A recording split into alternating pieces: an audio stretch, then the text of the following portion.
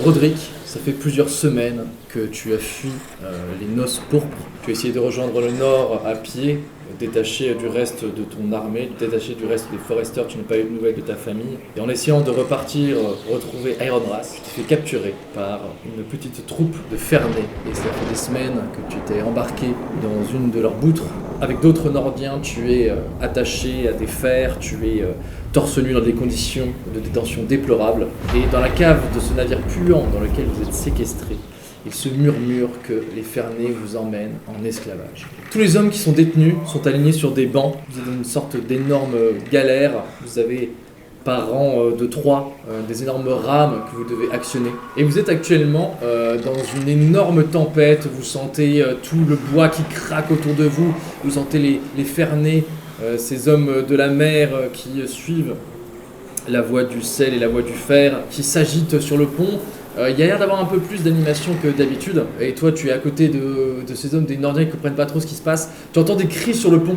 Les hommes prennent les armes, tu entends des cris, des appels à la guerre et au sang. Et tu as ton compagnon de galère à côté de toi, Elwyn, qui est un jeune Nordien, qui lève un peu le nez au ciel et qui dit il se passe quelque chose, je crois qu'ils prennent les armes, je crois qu'il va y avoir une attaque. Silence, chien! Et il se prend un énorme coup de fouet dans le visage qui lui balafre la joue de la part de votre quartier maître. Vous avez cet homme qui a une énorme armure en écaille, ce Ferné, qui vous regarde d'un air mauvais et qui vous fouette un coup de plus pour essayer de vous forcer à ramer plus vite et à accélérer la cadence. Vous voyez le stress dans les yeux de cet homme au moment où il continue à fouetter de manière encore plus violente les Nordiens qui sont à tes côtés. Vous entendez d'un coup sur le pont des cris, les cris qui augmentent, vous entendez tout le monde qui hurle sur le ponton et vous avez un choc énorme, terrible, et toute la paroi à côté de vous qui explose avec des copeaux de bois et d'eau salée qui vous fouette le visage. Tu as un énorme morceau une énorme poutre de bois qui vole vers toi, mais elle te frappe sur le côté, tu sens une de tes côtes qui se brise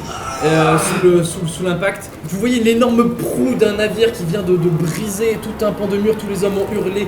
Il y a une dizaine d'hommes qui viennent de se faire tuer sur le coup, complètement éventrés par la proue de ce navire qui, en se reculant, crée une énorme voie d'eau. L'homme juste à côté de toi, au moment où tu reprends un peu conscience, tu vois qu'il s'est pris la poutre en pleine tête et que son crâne est complètement brisé. Tu vois cette eau qui commence à rentrer dans l'habitacle et t'as tous les hommes qui se mettent à hurler et à crier et à tirer du mieux qu'ils peuvent sur leur chaîne. Tu vois que toi, ta chaîne, avec l'impact de la poutre, elle est un peu abîmée. J'essaie de casser la chaîne en tapant. Avec le peu de force qui te reste après ces semaines passées en captivité, tu prends la poutre qui est à côté de toi et tu frappes ta chaîne de manière répétée. T'as la chaîne qui lâche du côté des hommes et tu es accroché au cadavre de l'homme à côté de toi qui a la poutre.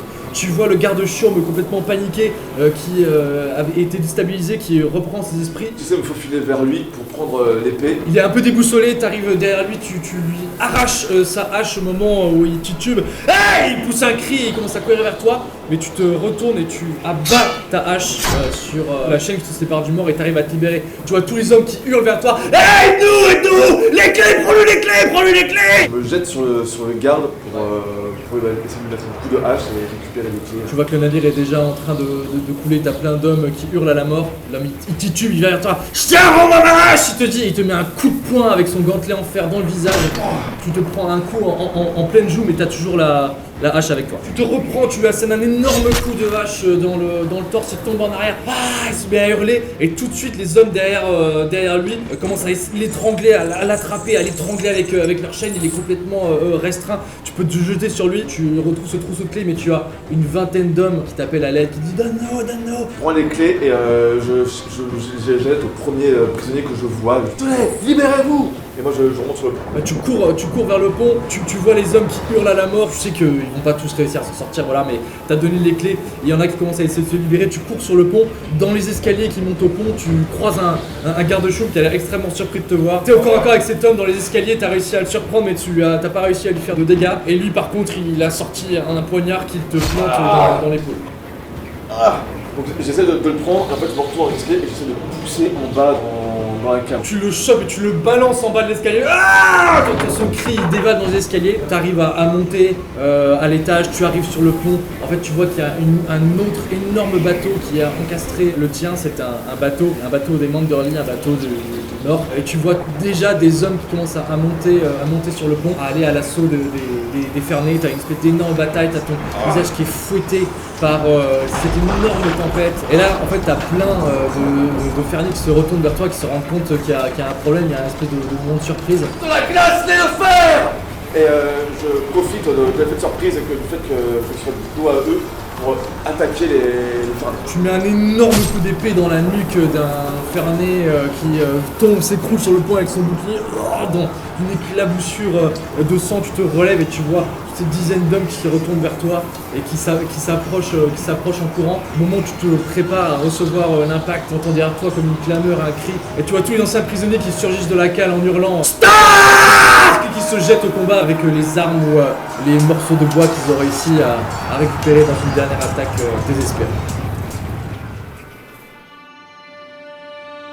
My king is gone away.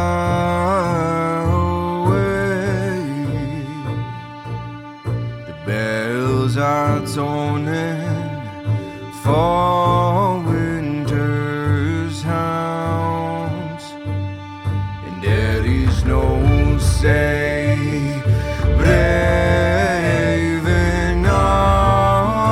enough to make tomorrow a glowing day.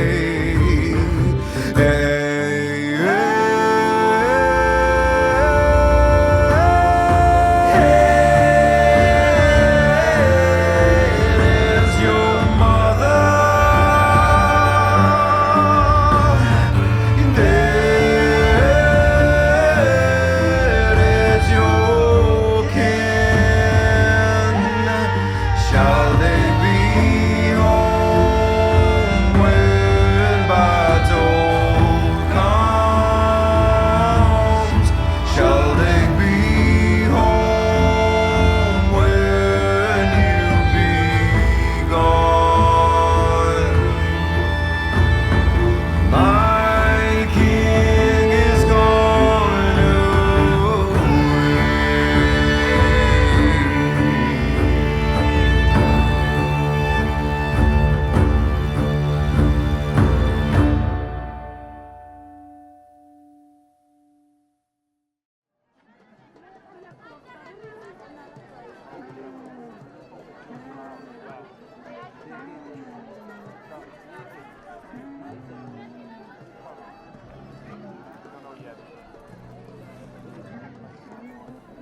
Duncan, tu es dans une des rues malfamées et puantes de l'immense cité esclavagiste de Yunkai. Ça fait 3 jours que la ville a été libérée par Daenerys et ses Immaculés, et tu vois plein d'esclaves nouvellement libérés qui tentent de s'organiser autour de toi pour reprendre le contrôle de la ville. Toi, tu es en train de pisser dans un coin de mur discrètement, juste devant l'auberge dans laquelle vous êtes installé.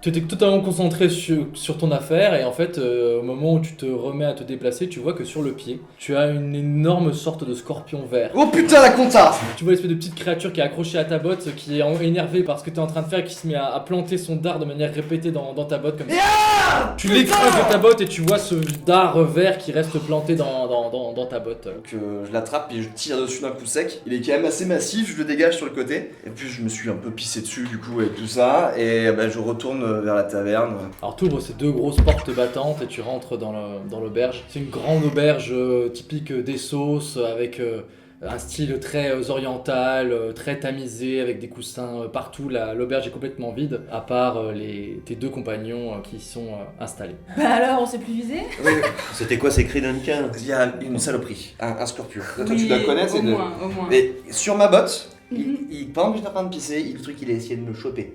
Mais j'ai cru qu'il allait me couper le pied en deux. Il y a des saloperies ici, il y a des bestioles. Moi j'ai jamais vu ça. Ils sont énormes. les On le trucs. laisse plus tout seul là. C'est pas l'alcool qui aurait abusé de la grosseur du truc, non? Ouais, mais je sais boire quoi. Ok. On était en train de se demander ce qu'on allait bien pouvoir faire de ces 800 dragons d'or. Oh. D'ailleurs, on les a pas encore, mais effectivement, Oh. C'est déjà fait. Faudrait réfléchir un Grosse petit peu. botte pour écraser d'autres scorpions. T'achèterais des bottes, toi, du coup? Ok. Moi, je veux une nouvelle albarde.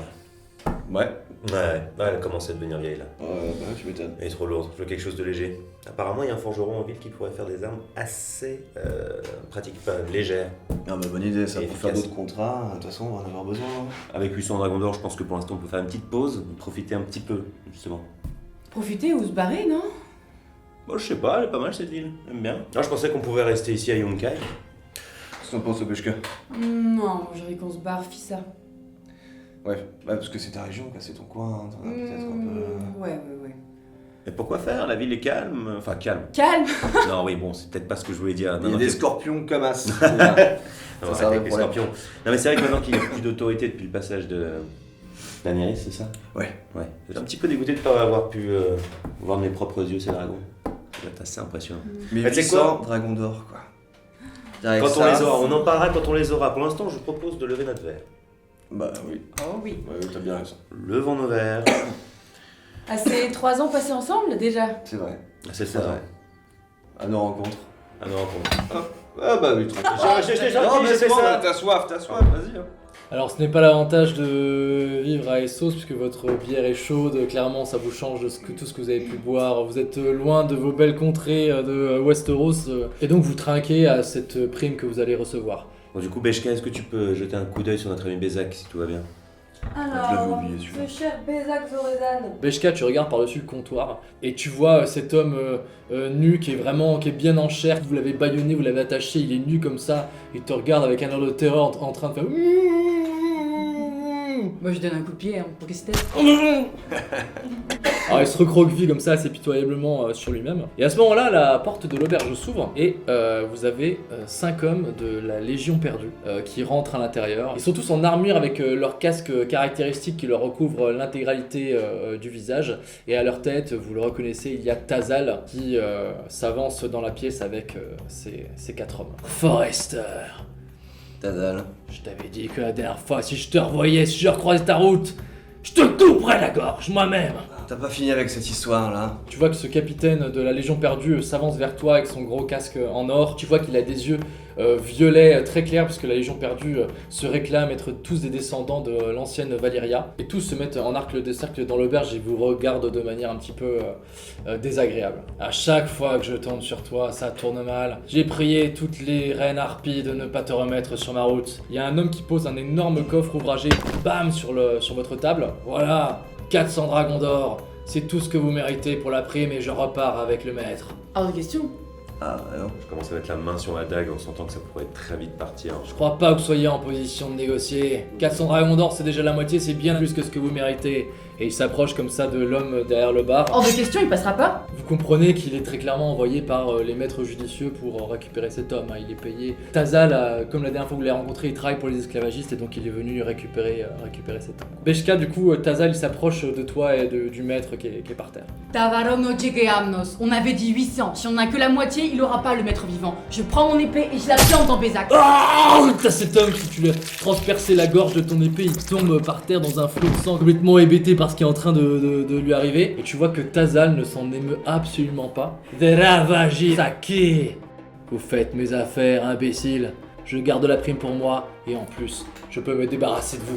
Et il y a tous les hommes qui dégainent et se jettent sur vous avec leurs épées. Beshka, devant toi, tu as Tazal qui sort ses 2 épées dans son dos comme ça et qui commence à se jeter sur toi. J'arrive à esquiver un de ses coups et je lui donne un coup d'épée de chaque main. Tu tombes dans son armure, lui il te lacère le flanc, il y a un autre de ces hommes qui se jette sur toi et qui te rabote sur toute l'épaule. Duncan, tu as dégainé en même temps qu'un autre homme, vous vous frappez en même temps, il te plante dans l'épaule et immédiatement, en sortant tes haches, tu as réussi à l'égorger, il tombe par terre dans un flot de sang. Harald, toi tu es plus lent, tu as récupéré ta hallebarde, tu te fais planter sur le côté dans la jambe par un des hommes. Donc, avec le coup d'épée, je prends un coup de recul et je prends mon élan avec la jambe gauche qui est encore valide et qui n'a pas été touchée. Et je prends mon hallebarde et je refais un coup circulaire. Tu vois un flot de sang qui s'échappe de son torse. Tu sais qu'il est déjà mort. Je lui donne un énorme coup de pied à Tazal qui s'éclate le dos contre le comptoir et j'en profite qu'il soit désarçonné pour lui mettre un énorme coup d'épée dans l'abdomen. T'en vas la jeter. Et tu lui ouvres le ventre, tu vois une énorme entaille qui lui balafre tout l'abdomen. Ok, après avoir encaissé l'attaque de l'autre, je regarde un petit peu autour de moi pour essayer de voir où est-ce que j'ai laissé mon bouclier. Malheureusement, il est trop loin dans la pièce. Donc je jette sur la table, je saute et je plante ma hache dans la visière du premier gars qui passe. T'as trouvé la faille dans son énorme casque et tu viens planter ta hache pile poil dans son œil. Harald, toi t'es toujours face à un des hommes de Tazal. T'es un peu lent en ton armure avec ton énorme hallebarde, te chope par l'épaule et il te plante son épée qui te traverse l'abdomen. Tu sens une douleur horrible dans tout ton côté. J'ai du mal à respirer, j'essaye quand même de me débattre et de contrer le coup. Tu prends ton coup dans le côté de la tête, tu sens que tu l'as quand même blessé, mais pas assez pour le tuer. Il se relève au-dessus de toi, tu tombes à genoux avec du sang qui s'écoule de ta plaie, tu vois qu'il soulève ses deux épées comme ça, et à ce moment-là, il se fait transpercer par une épée qui lui perce le cœur, il tombe au sol, et tu vois Malcolm Brandfield, l'oncle de Duncan, qui enlève son épée plein de sang, qui te tend une main, qui te dit « Debout, Sir Storm !» Je suis... pour moi, j'allais mourir, c'était la fin pour moi. Je suis heureux, mais en même temps, j'ai honte de l'état dans lequel je suis. Du coup, je prends la main, mais en mode... Ok, il me relève. Il t'aide à te relever. Vous êtes au milieu de cette auberge et il y a des corps partout, toutes les tables ont été renversées, il y a Tazal qui s'appuie sur le rebord du comptoir avec son épée, il te regarde Beshka en te lançant une dernière insulte. Voroja! Je lâche mon épée gauche pour mettre toute ma force dans mon épée droite, je prends de l'élan et je lui enfonce dans le poumon. Et là il reste coincé avec l'épée plantée dans le comptoir. Misa Kezerte Age. Il te crache au visage comme ça. Si vous me tuez, la Légion perdue ne vous lâchera jamais. Personne ne saura que c'était nous. Tu vas mourir et personne ne saura même que t'es mort. Tu as des portes de l'auberge qui volent en éclats et tu as 3 hommes de la Légion perdue qui débarquent dans l'auberge. Tazal! Et ils sortent leurs épées, ils dégainent. Malcolm tout de suite il prend Harald, il court vers la porte arrière pour sortir et s'échapper. Et il la défonce d'un coup d'épaule. Je récupère vite mon épée, je chope le pognon au passage et je fonce vers Harald. Du coup, je profite de l'occasion pour essayer de m'enfuir le plus vite et courir vers la porte et au passage pour récupérer mon bouclier en bois de ferrugier. T'as 2 hommes qui se précipitent pour aller essayer de sauver Tazal, mais qui est en train de cracher du sang, qui est en train d'expirer. Et t'as un autre homme qui avait une arbalète chargée, qui te tire dessus au moment où tu étais en train d'essayer de t'enfuir. Le carreau il rebondit sur ton bouclier, mais il se plante dans ta clavicule. T'arrives derrière la porte, Beshka, tu es de l'autre côté de la porte. Je barricade la porte avec des tonneaux que je trouve juste devant. Et tu les places devant la porte, bam, t'entends contact de l'autre côté. Tu gardes ce coffret sous le bras avec, t'entends que ça fait gling gling à l'intérieur. Et du coup vous courez dans les ruelles de Yunkai pour essayer d'échapper à vos poursuivants.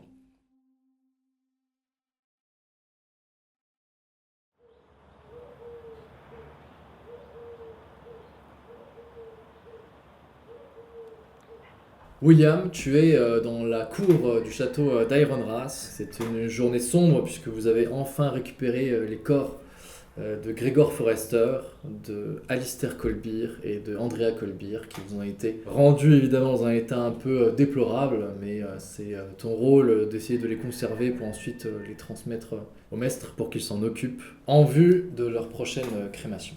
Tu es en train de t'affairer un peu sur ces corps, voilà, t'as mis des grandes bâches pour que personne ne les voie et que ça évite de choquer un peu les gens. Et tu vois que à la grille du château, les gardes ont l'air d'avoir aperçu quelqu'un et tu entends l'énorme herse d'Ironrath qui se soulève. Et tu jettes un œil un peu distrait et tu vois un mendiant, quelqu'un qui est vraiment dans des habits défaits qui rentre en claudiquant dans la grande demeure d'Ironrath. Je donne des ordres à des servants qui sont là pour les corps justement, pour surveiller déjà, pour des gardes surveillent et pour que des servants continuent leur tâche et je m'avance pour voir qui arrive au château. Roderick, toi tu viens de passer la porte. Tu as ce garde à l'air un peu agressif qui te dit « Ouais, qu'est-ce qu'on peut faire pour vous ? On a déjà pas assez de quoi nourrir tout le monde, donc les mendiants sont pas les bienvenus. » Laisse-moi entrer. Je suis Roderick Forrester. Tu vois qui... Lord Roderick, il t'avait pas reconnu parce que vraiment t'as les cheveux sales, t'as une barbe de plusieurs mois. Et tu vois vraiment qu'il a un doute quoi. Il te reconnaît, enfin c'est quelqu'un que c'est un soldat que tu as connu. Et il titube un peu en arrière, et il se retourne et il dit Castellan ! C'est Lord Forrester, il est vivant, c'est Roderick Castellan ! Quand j'entends ça, je cours, j'hallucine quoi, pour moi il était mort. Je suis partagé entre la bonne nouvelle et la crainte que ce soit pas vrai. Et donc je me dirige prestement vers l'homme qui arrive et... À quelques mètres de lui, tu le reconnais. Je reconnais son père, en fait il a les mêmes yeux, le même regard. Lord Roderick! Béni soient les anciens dieux, Lord Roderick! Et je m'avance et je le prends dans mes bras. William. Quel plaisir de te voir. Je lâche immédiatement parce que je me rends compte qu'il a mal. Je propose de le soutenir. J'appelle des hommes. Garde, préparez de quoi recevoir Lord Roderick. Et puis je continue, je porte en fait une main sur mon épaule et j'avance. Et c'est une joie de t'avoir parmi nous, un vrai bonheur. Et nous en avons grandement besoin. Il va falloir que nous parlions. Et tu vois en le portant qu'il est extrêmement maigre, tu sens qu'il a été en captivité pendant très longtemps, il est quasiment à bout de force et il s'effondre à moitié dans tes bras. Tu dois quasiment le porter pour réussir à l'emmener dans un endroit où vous pourrez le traiter de la meilleure des manières. Ethan, tu es dans ta chambre à Erandras. C'est un lieu très calme qui donne sur le bois sacré de Ferrugier, juste derrière la grande demeure des Forester. C'est une chambre toute faite en bois de Ferrugier. C'est un lieu très apaisant. Tu as une cheminée en pierre au-dessus de laquelle il y a les armoiries des Forester. C'est un peu ton sanctuaire, celui dans lequel maintenant tu as passé les quelques derniers mois de ta vie, complètement balafré, mutilé. Tes cicatrices commencent à peine à devenir des sortes de croûtes qui presque te défigurent encore plus. Tu as évidemment perdu ton œil gauche, tu as perdu ton oreille gauche, il ne reste plus qu'un morceau, une esquille de cartilage. Tu as perdu ta lèvre supérieure et tu as perdu ton nez. Le regard des autres te pèse, mais tu as passé ces 2 mois avec des bandages qui te recouvraient l'intégralité du visage. Et là, tu les as enfin enlevés. Tu es en train de te regarder dans la glace. Tu n'arrives pas encore à accepter que ce visage difforme est le tien. Tu vois encore dans cette glace ton ancien visage, tu vois encore qui tu étais. Mais physiquement, en tout cas, tu as été radicalement transformé. Et tu entends qu'on toque à la porte. Ouais. Tu as Talia qui rentre dans la chambre. Ethan, je te dérange pas? Non. Je regardais ce visage de monstre. Arrête, Ethan, c'est pas... Tu peux pas dire ça. Le maître a dit que ça allait s'améliorer et si tu veux, si tu as du mal à te regarder, encore à t'accepter, je peux t'aider à remettre tes bandages si tu veux. Oui. S'il te plaît. Installe-toi sur le lit. Alors elle se met au-dessus de toi, tu te mets en fait au pied du lit et elle te bande le visage avec des bandelettes blanches histoire de couvrir un peu tes plaies.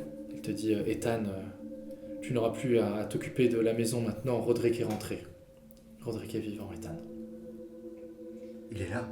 Il a survécu, je sais pas comment. Apparemment, il s'est fait enlever par des Fernets et il était capturé vivant sur un bateau et il a réussi à s'enfuir avec d'autres Nordiens. Ouais. C'est incroyable. Je crois qu'il est actuellement, il est directement, il a organisé un conseil pour voir un peu où en était l'état de la maison, mais on peut le rejoindre si tu veux. Oui, j'en ai envie. Je croyais que les anciens dieux nous avaient abandonnés. Je vais aller le voir. Je vais t'aider et c'est bien, si toute la famille est réunie, on pourra montrer aux soldats White Hill qu'on est encore présent. Et du coup, elle te prend la main et elle t'emmène à l'extérieur et tu sais, sur le pas de la porte, pendant des mois, t'étais tellement dévasté par ce qui arrivait à ton visage d'enfant de 14 ans que tu ne supportais pas le regard des autres. Déjà que tu avais du mal à supporter le tien et donc tu es très rarement sorti de ta chambre.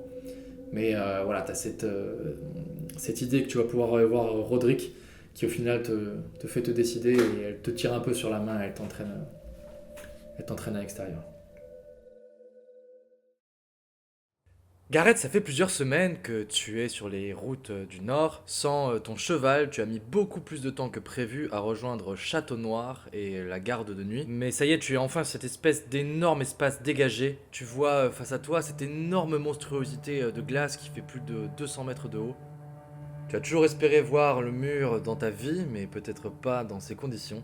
Tu n'as pas mangé depuis plusieurs jours puisque tu es arrivé assez rapidement à court de tes rations. Tu es face à cette espèce de grande bâtisse noire à l'air lugubre. Tu vois des sentinelles qui s'agitent un peu sur les différents remparts, mais c'est beaucoup moins impressionnant que ce que tu aurais pu imaginer. Alors que tu t'approches vers Château Noir, tu es sidéré toujours par cet énorme rempart de glace qui barre tout l'horizon. Je me retrouve enfin face au mur, j'ai plus d'énergie, j'ai pas mangé depuis plusieurs jours, quelque chose de vraiment solide. Et donc je commence à m'avancer devant la grande porte à double battant. Alors que tu t'approches de Château Noir, tu vois cette grande bâtisse aux pierres très sombres et tu es assailli par un énorme courant d'air absolument glacé. Tu n'as jamais eu aussi froid de ta vie, mais tu te rends compte que la présence du mur crée des lourds courants d'air qui viennent te glacer les os.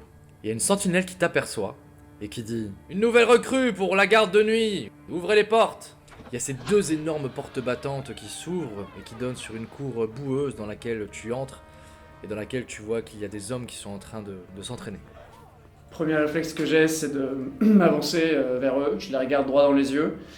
Au fond de moi, j'ai envie de leur demander si je peux avoir quelque chose à manger, parce que j'ai vraiment plus d'énergie, mais je me retiens et je décide de me présenter. Alors les premiers hommes que tu croises, tu vois qu'ils ont un regard mauvais, patibulaire. Tu vois que tu as affaire soit à des gens de basse extraction ou alors même des criminels. Certains ont des énormes balafres, tu vois des regards sombres et d'un coup tu as une espèce de réalisation que tu es au milieu d'une cour sale et boueuse, à l'endroit le plus glacial que tu as vu de ta vie. Et tu as tous ces regards étrangers, ces regards mauvais qui pèsent lourdement sur toi. T'es un peu au milieu de la cour et tu sais pas trop dans quelle direction aller, ni même vers qui te tourner. Je m'étais préparé mentalement depuis vraiment de nombreux mois. Je savais que j'allais arriver dans cette ambiance-là, mais en fait on peut jamais réaliser avant d'y être. Et là je me suis jamais senti aussi seul de ma vie. Alors t'as l'air un peu paumé, mais il y a une personne qui s'avance vers toi et qui t'aborde. Est-ce que vous êtes un monseigneur, vous aussi? Est-ce que je suis un monseigneur? Non, je Vous avez suis une Gareth. tête de monseigneur. Non, je suis simplement Gareth Tuttle et je voudrais servir au mur. Et vous? Vous voulez servir au mur? Owen, Cutter. Enchanté. Vous préviens tout de suite, la personne qui va vous accueillir est pas forcément de bonne humeur aujourd'hui. Ah, d'accord. Bah, c'est pas grave, j'avais pas forcément prévu d'être reçu de bonne humeur. C'est le mec là-bas, Griffroy. Griffroy? Griffroy, Et qu'est-ce que je lui dis? que vous venez d'arriver. Ok. Donc je décide d'aller voir Griffroy, tout en m'attendant au pire. Alors tu vois que sur une estrade un peu au-dessus des hommes qui sont en train de s'entraîner, au-dessus de ceux qui réunissent du matériel, tu vois effectivement un homme à l'air vraiment extrêmement dur. Il a deux petits yeux froids qui ont l'air de regarder avec attention tout ce qui se passe dans la cour du château. Il a évidemment un énorme grand manteau noir avec de la fourrure noire. Et tu vois en t'approchant de lui et en montant sur l'estrade qu'il a le nez et les joues complètement marqué par d'atroces gelures. Il a le visage qui a été tout violacé à cause de ses escarres. Et tu vois que ses mains également sont recouvertes de taches de gelure violette et qu'il lui manque plusieurs doigts à la main gauche. J'avance vers cet homme. Il te regarde pas, il continue à regarder devant lui et quand tu arrives près de lui, il te dit « Vous les recrues, vous venez, vous prêtez serment. Vous vous entraînez, vous combattez, vous crevez. Je peux savoir qui tu es, garçon? Gareth Tuttle, sœur, pour vous servir. Gareth Tuttle. Et qu'est-ce que t'as commis comme crime atroce, Gareth? Un petit genou comme toi pour être envoyé sur le mur. Crime atroce, aucun. Seulement le souhait de servir au mur. Servir au mur? En es-tu sûr, Gareth Tuttle? C'est l'envie de protéger le royaume qui t'a poussé à venir ici. Certaines raisons plus personnelles également. Oui. Vois-tu, je connais tout de toi, Gareth Tuttle, et il sort une lettre comme ça. De William Tuttle, castellan du château d'Ironras. Ton oncle, dans cette lettre, nous demande de faire de toi un ranger. Comme si c'était une chevalerie. Et il dit que tu es envoyé au mur pour avoir tué des soldats Bolton et Whitehall. Est-ce qu'en plus d'être un assassin, tu serais un menteur, Gareth Tuttle? Selon moi, en tout cas, avoir tué des soldats Ramsay et Whitehall ne constitue pas un crime atroce en soi. Tiens ta langue, Tuttle. À partir de maintenant, c'est moi qui déciderai de ce qui constitue un crime horrible ou pas. Très bien. Bien, on commencera ton entraînement demain. En attendant, on va te chercher et un costume noir et une côte de maille. Si je peux me permettre, sœur, je n'ai pas mangé depuis plusieurs jours. Je demande juste quelque chose de simple pour avoir quelque chose dans l'estomac. Pauvre petit, t'attends pas un repas de grande qualité. Tu devrais commencer à t'habituer déjà en étant au mur à manger mal pour le restant de ta vie. Owen! Oui. Amène le nouveau aux cuisines.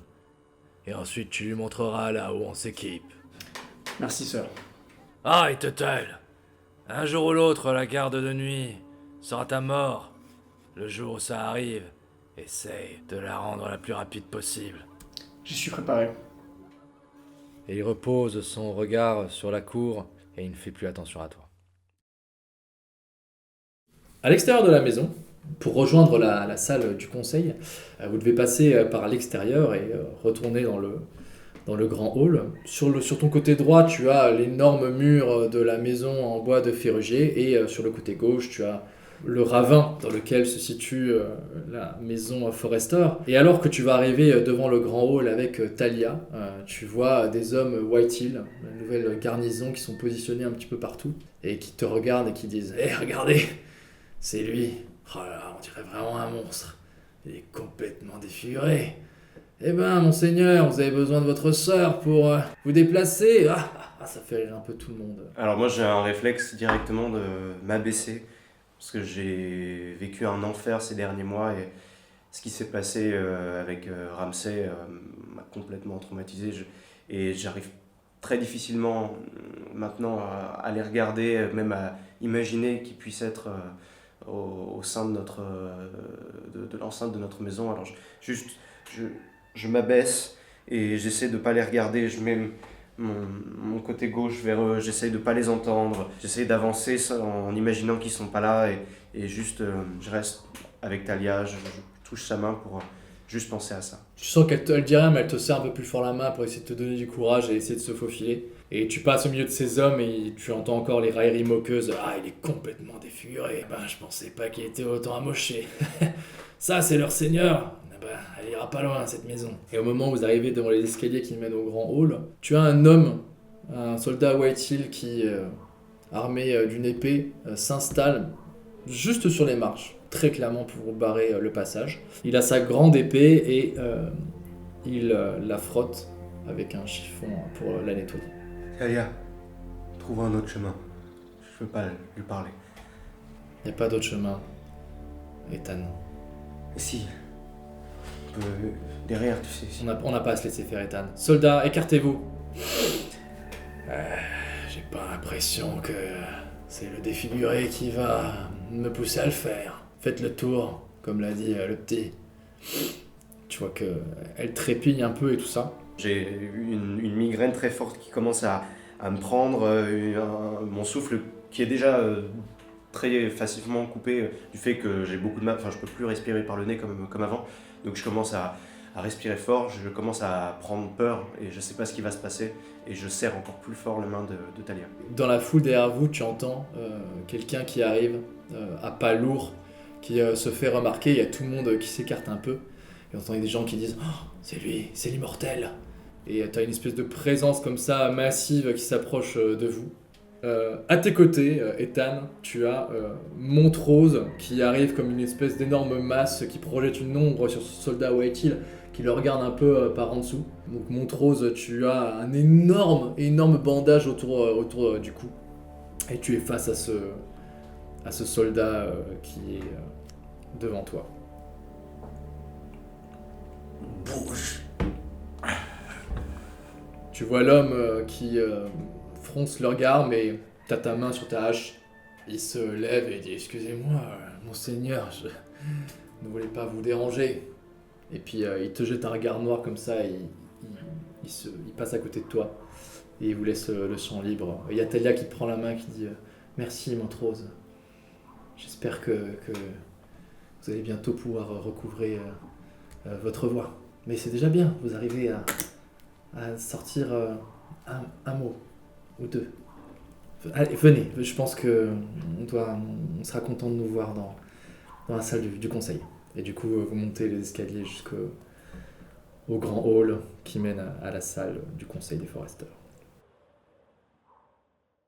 Ethan et Montrose, vous rentrez dans le grand hall, c'est cette énorme porte à double battant qui s'ouvre, et vous voyez évidemment sur la table du conseil William qui est déjà installé avec ta mère, Elissa Forrester, Maître Horton Green qui était également là.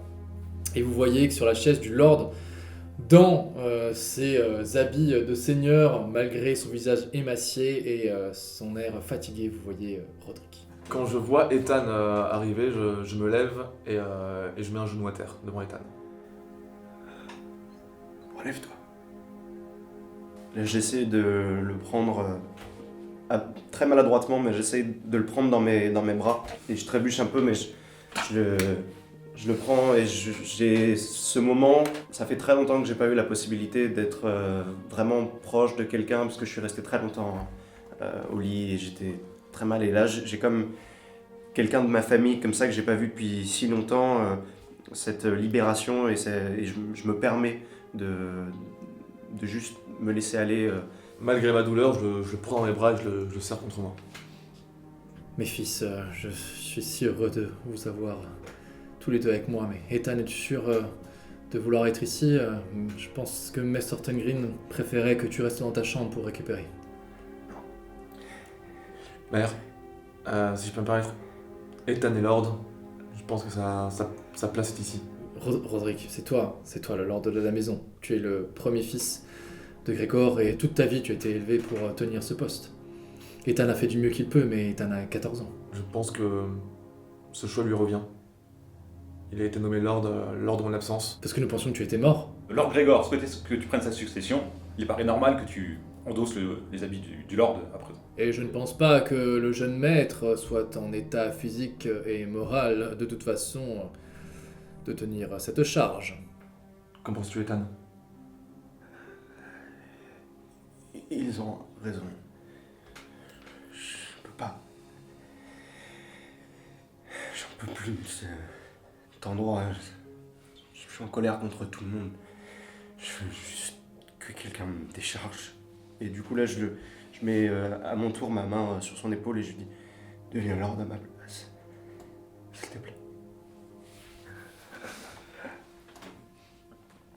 Très bien.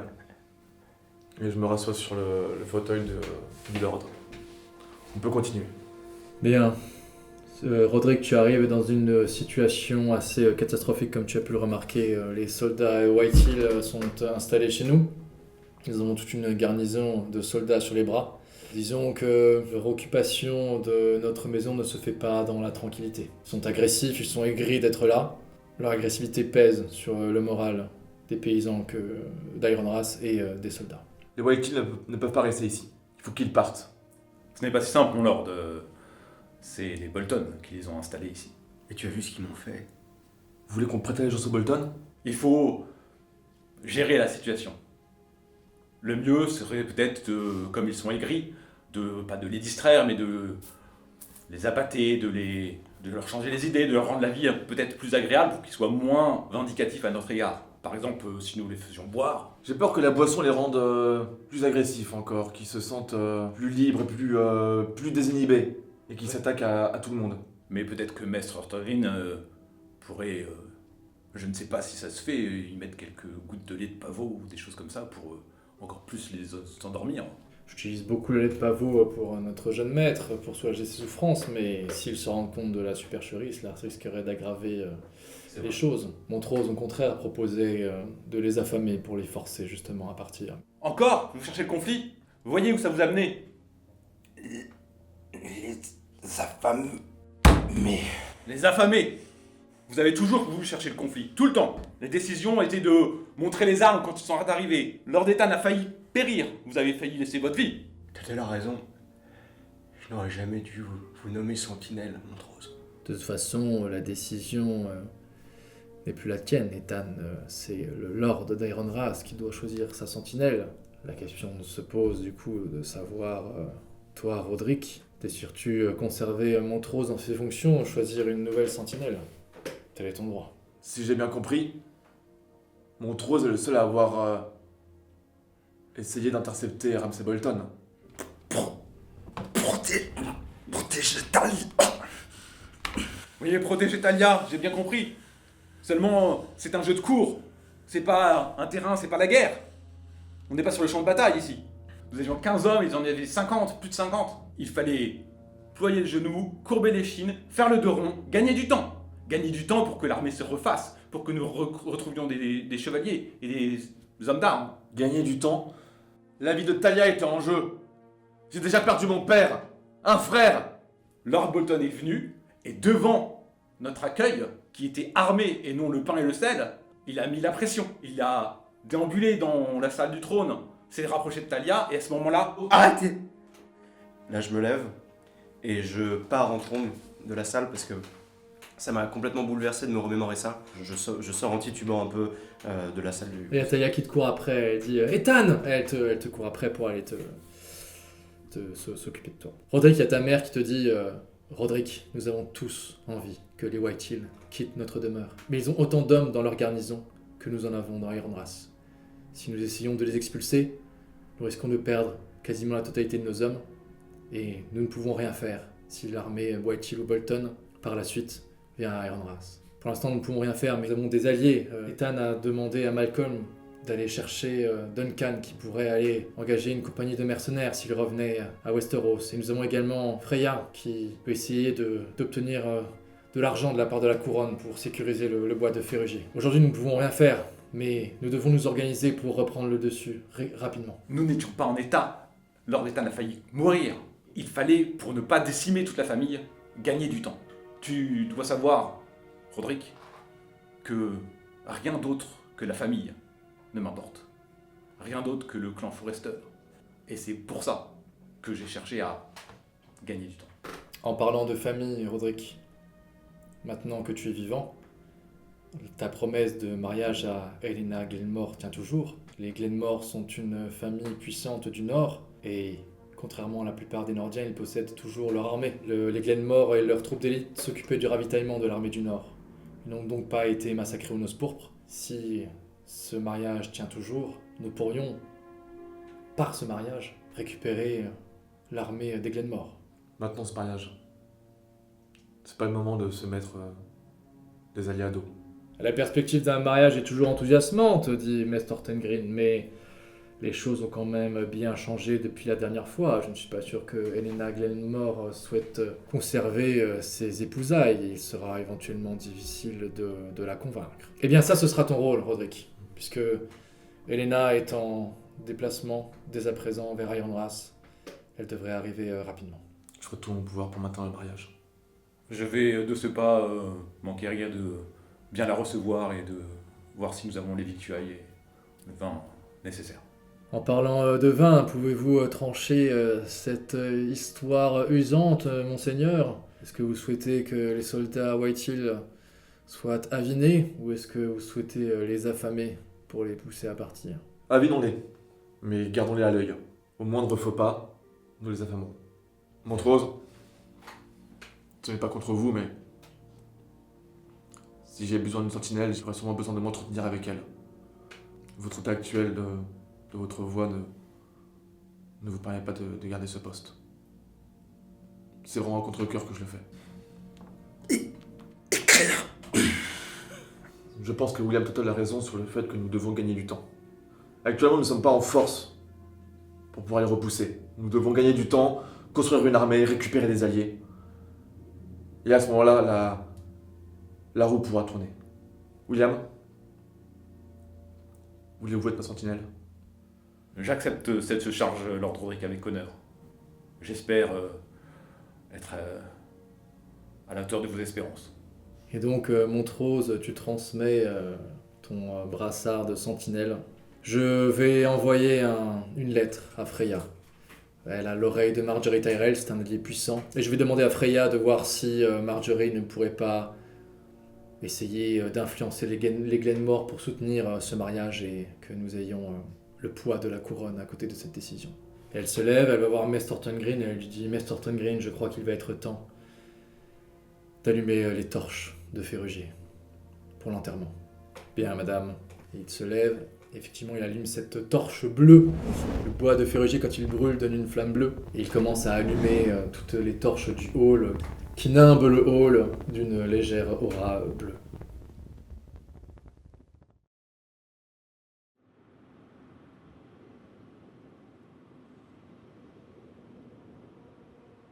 Freya, tu es dans les appartements de Marjorie Tyrell et vous êtes focalisé sur l'organisation de l'énorme mariage qui va bientôt arriver. Donc tu es en train d'écrire plein de lettres d'invitation, tu as des piles de lettres avec le sceau des Tyrell et Marjorie est en train de te parler de bouquets, du repas, de ce qui va être servi. Et toi tu es en train à ce moment-là d'écrire une lettre aux orphelinats auxquels Marjorie souhaite donner tous les restes de l'énorme banquet royal qui aura lieu. Elle souhaite que les restes soient envoyés aux orphelinats de la capitale. Donc tu es en train d'écrire cette lettre et elle te dit Freya, est-ce que tu pourrais trouver une formule de fin qui fera effet? Avec avec mes sincères regards. Bon, je t'ai connue plus créative, Freya, mais bon, j'imagine que c'est la fin d'une longue journée. Ouais. C'est pas grave, cela fera l'affaire. Ah, tu vois qu'elle se met dans une... Elle s'affale dans une chaise et elle dit bon, en avons-nous bientôt terminé?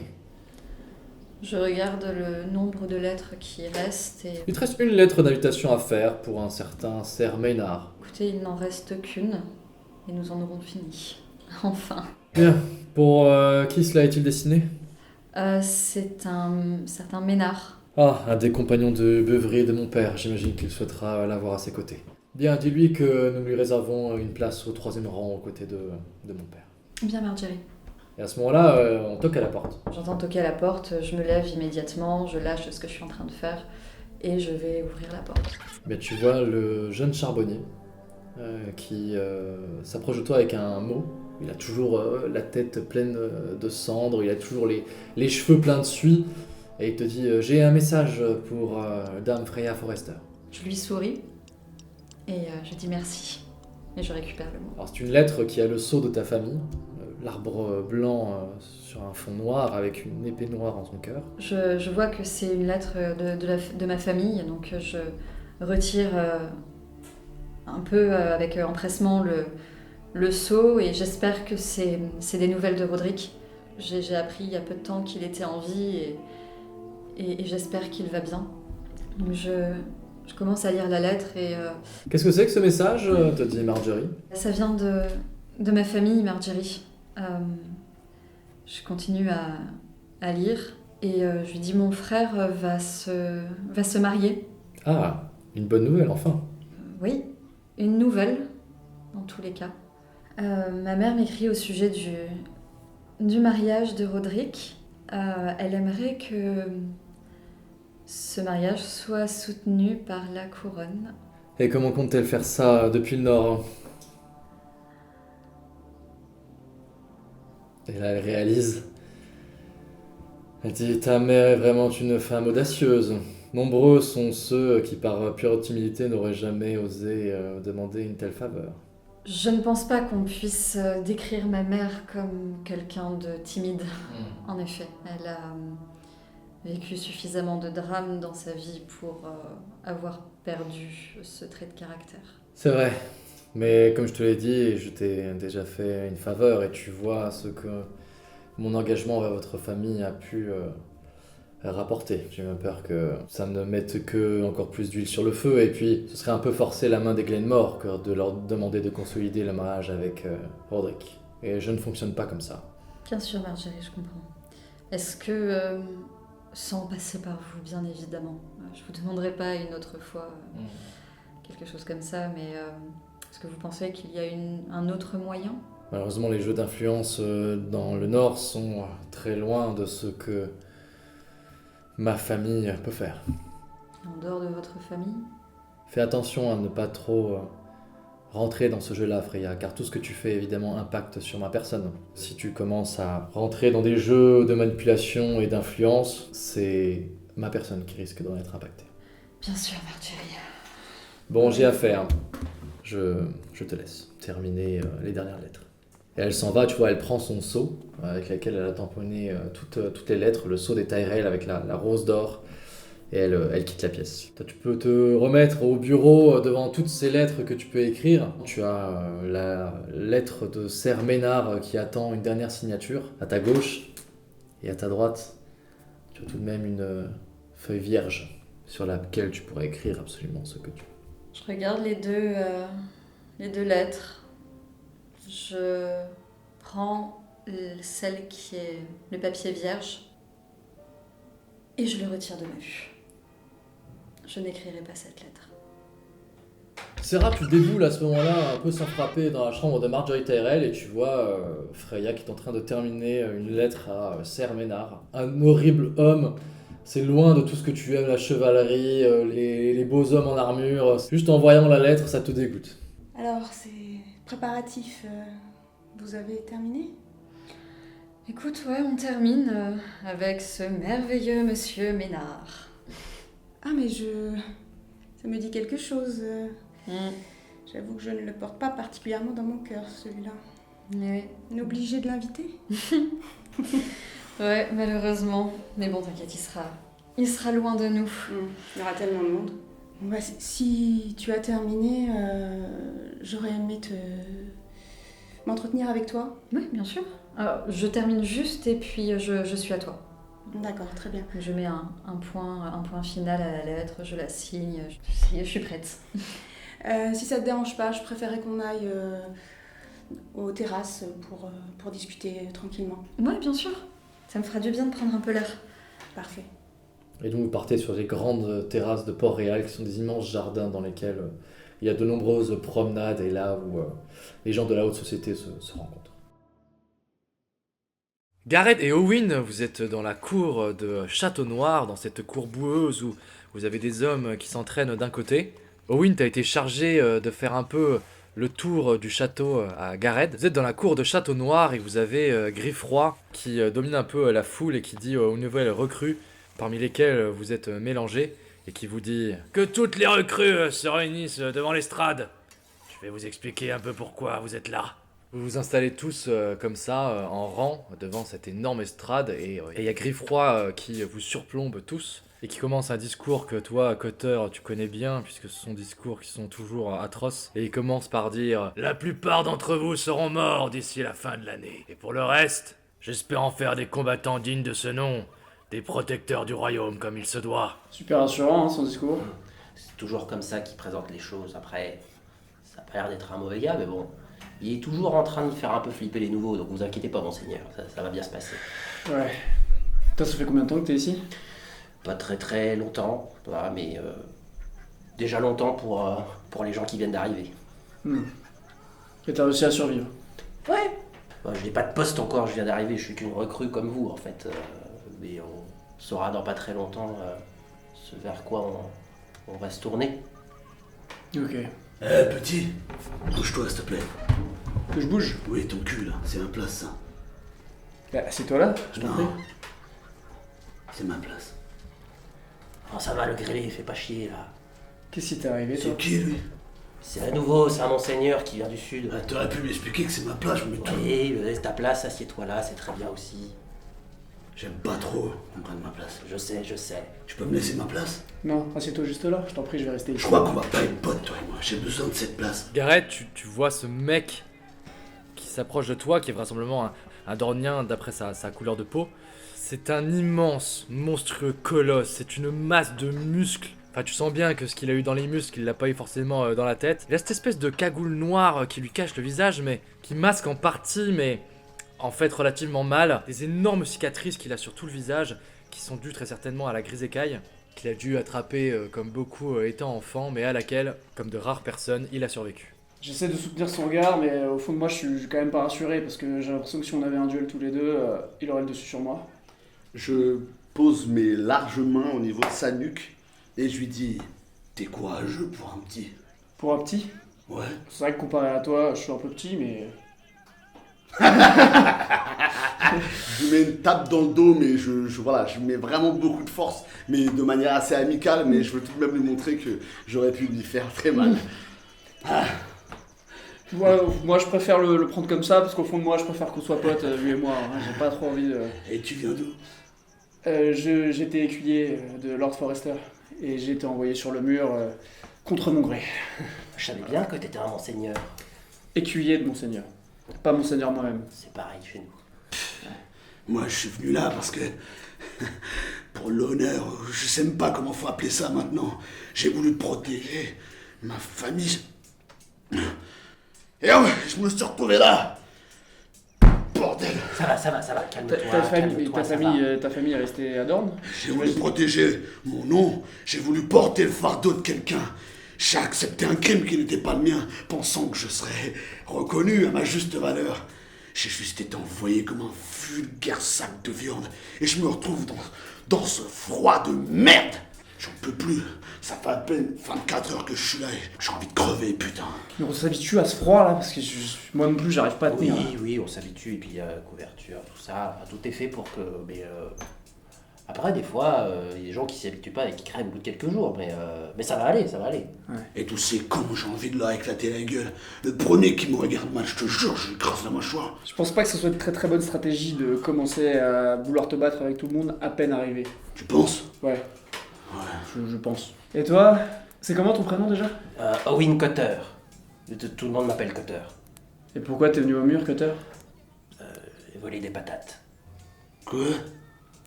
T'as volé des patates? Voler des patates, j'avais faim, pas mangé depuis plusieurs jours, les voler des patates. Et la vraie raison, c'est quoi? Les voler des patates. Et tu t'es fait attraper pour ça? Oui. Et t'as eu le choix entre te faire couper la main ou aller au mur? Et t'as choisi le mur? Oui. J'aurais choisi ma main. Moi aussi. C'est pas très pratique pour chasser si t'as plus qu'une main après. T'es chasseur? Oui. Ah. Enfin, c'est ce que je sais faire de mieux. Je dirais pas. Hein. Non. Tu sais te battre alors? Oui. Dans ce coin, faut savoir se battre pour survivre, donc oui. Qui c'est qui se permet de parler pendant que je parle? T'as Griffroy qui descend de l'estrade et qui dit « Qu'est-ce que c'est que ce bordel ?» Et il avance vers toi, Gareth, et il dit « Tuttle, ça y est, à peine un jour ici, tu commences déjà à parler en même temps que moi. Qui c'est qui parlait ?» C'est moi qui lui ai parlé. Non, c'est moi, je vais vous créer des liens, tout simplement, ça. Oh, c'est très mignon, Gareth. Une journée dans la garde de nuit, tu commences déjà à protéger tes petits camarades. Bel esprit de solidarité. Entre sales vermines. Les amis, je crois que Gareth Tuttle ici présent a envie d'être ranger. Mais vous le savez tous, c'est un poste qui se mérite. Tas de sales rascasses, on va vite voir si vous êtes digne de porter une épée.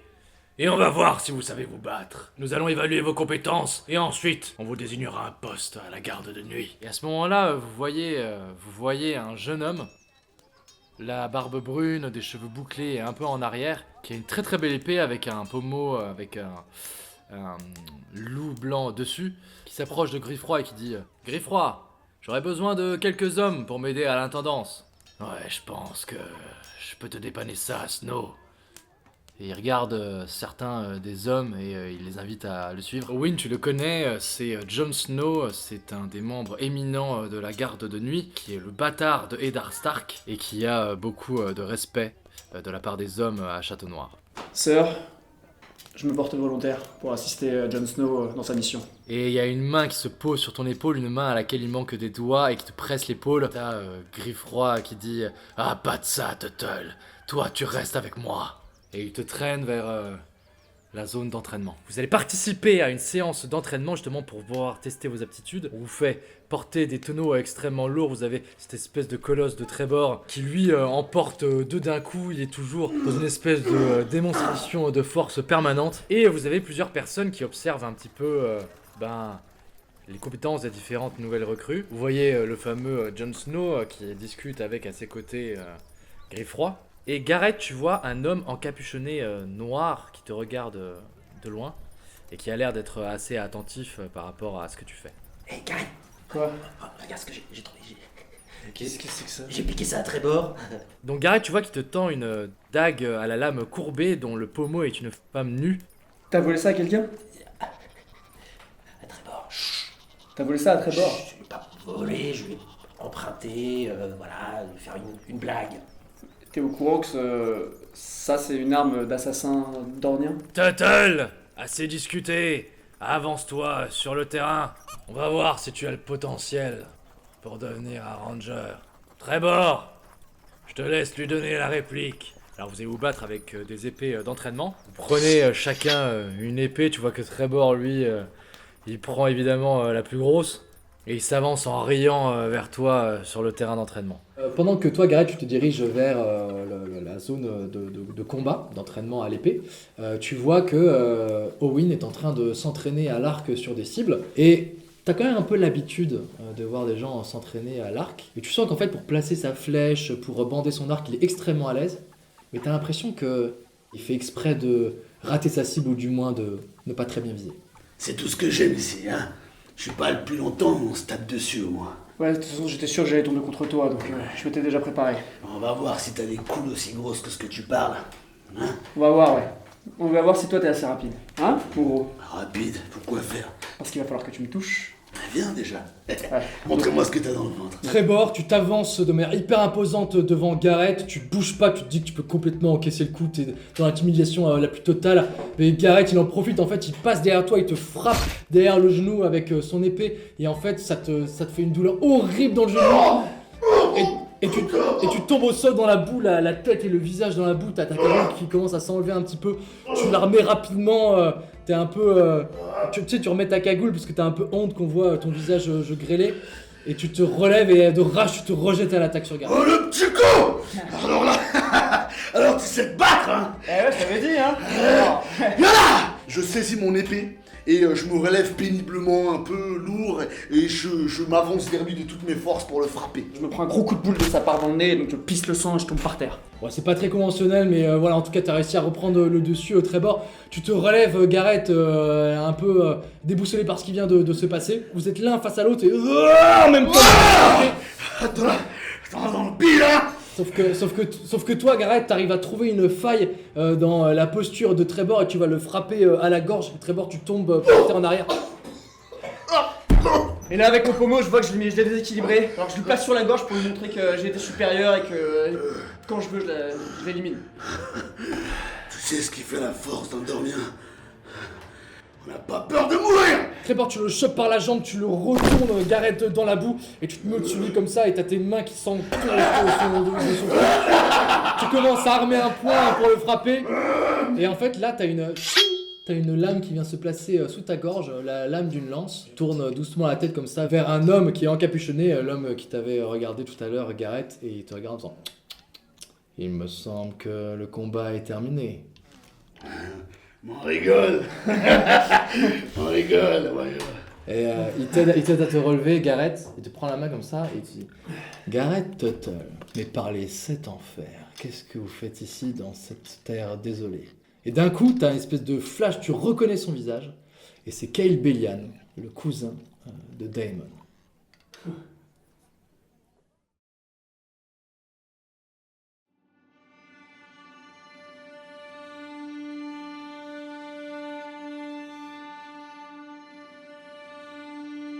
My king is gone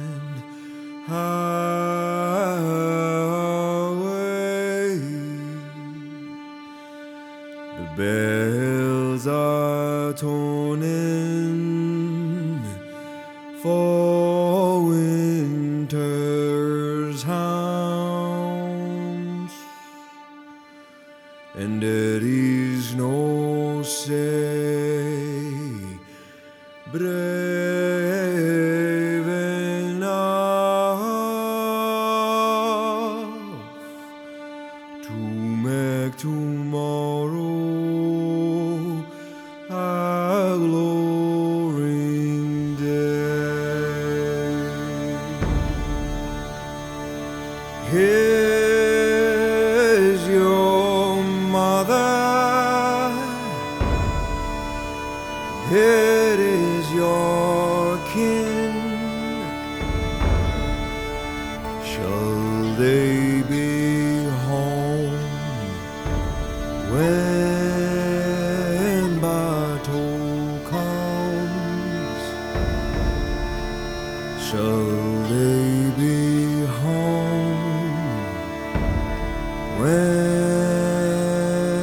you'll be gone?